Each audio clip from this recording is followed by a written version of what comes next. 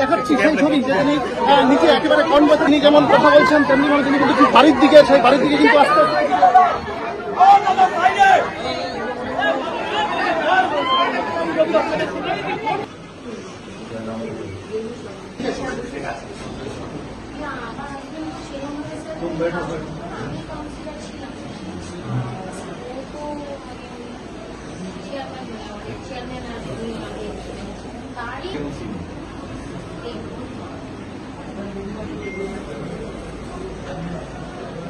এই পরিবেশটাকে নষ্ট করে দিই, আমি সে কথা বলছি না, তাদের গাড়ি মন্দির করবে, কিন্তু ছেলেটা লক আপে গেছে এটা ঘটনা রাজনীতি করার জন্য প্রাক্তন মুখ্যমন্ত্রীকে এসেছিলেন আমার বাড়ির লোকরা, তার বিচার পাইয়ে দেবে সরকার এবং লোকাল প্রশাসন। এই যে আস্থাটা সরকারের উপরে তোমরা রেখেছ, তোমরা বিরোধী দলের লোক হয়েও, এর জন্য আমি তোমাদেরকে কৃতজ্ঞতা জানাই। আমি প্রচন্ডভাবে কৃতজ্ঞ এবং এই ভরসা পেলে আমার বিশ্বাসটা ঠিক থাকবে।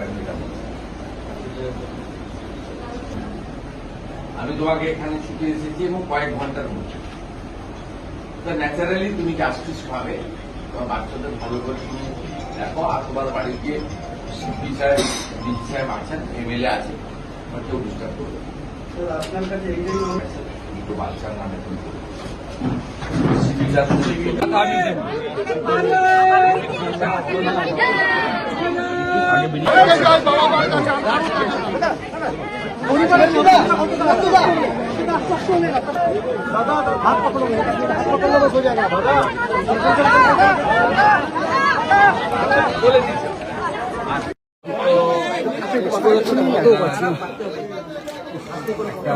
চিঠি আমাকে ভিক্টিমের ওয়াইফ, যে ছেলেটি মারা গেছে, আমার হাতে দিয়েছে।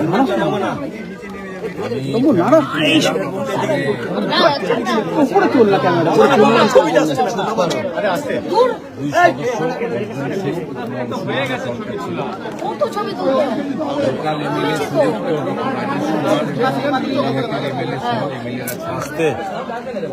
ডিজিপি সাহেব ছিলেন, সিদ্দিনা গুপ্তা, ডিএম ম্যাডাম ছিলেন, সরকারের পক্ষ থেকে কৃতজ্ঞতা জানিয়েছি। তারা এই মৃত্যুকে নিয়ে রাজনীতি করার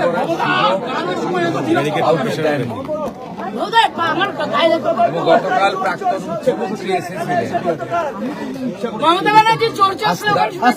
আমাকে বলতে বলছেন প্রাক্তন মুখ্যমন্ত্রী এসেছিলেন, সেখানেও ওনারা বাড়ির লোকেরা দেখা তো করেনি, ওনার দাদা শুধু বলেছিলেন যে আমি বিচার চাই, বিচার দিতে পারবে লোকাল প্রশাসন, অর্থাৎ তিনি পুলিশ এবং রাজ্য প্রশাসনের আস্থা রেখেছেন।